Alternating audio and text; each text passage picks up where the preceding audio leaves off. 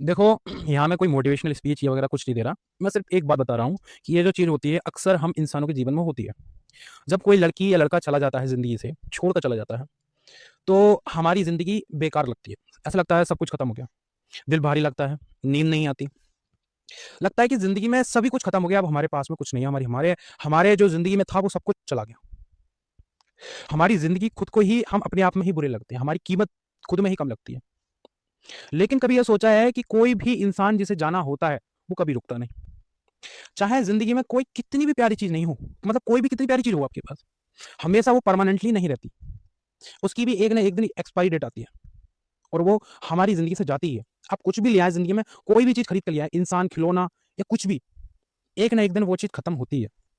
आपका रिश्ता चाहे कितना पुराना क्यों ना हो, लेकिन एक समय बाद वो रिश्ता खत्म ही होता है। ये प्रकृति का एक नियम है, जिसे हमें अपनाना ही होता है। तो किसी के चले जाने से हमें दुखी नहीं होना होता है। कोई भी इंसान आपकी ज़िंदगी में खास कितना भी क्यों ना हो, लेकिन वो इंसान आपकी पूरी ज़िंदगी नहीं हो सकता। अगर वो चली गई, तो इसका मतलब ये नहीं कि आप कमज़ोर थे, आप में कोई कमी थी। इसका मतलब ये था कि वो सफ़र वहीं तक था। दर्द होना लाज़मी है, रोना लाज़मी है और बार-बार उसी चीज़ के बारे में भी सोचना लाज़मी है। लेकिन उसी दर्द में हमेशा-हमेशा के लिए डूबे रहना, ये ज़िंदगी का सबसे बड़ा अन्याय है।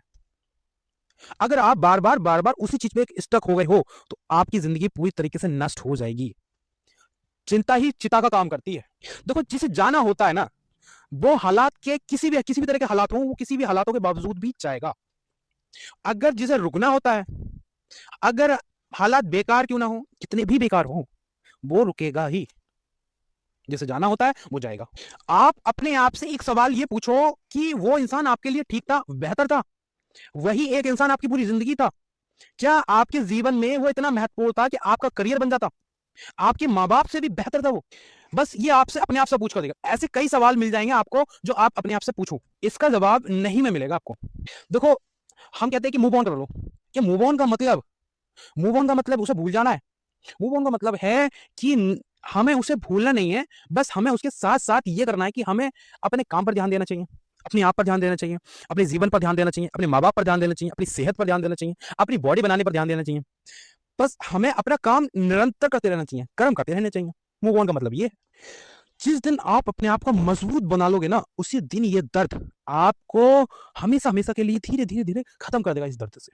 बस अपने आप को मजबूत बनाते रहो और याद रखना, जिस इंसान ने आपको छोड़ा है ना, आप उससे कहीं ज़्यादा कीमती हो।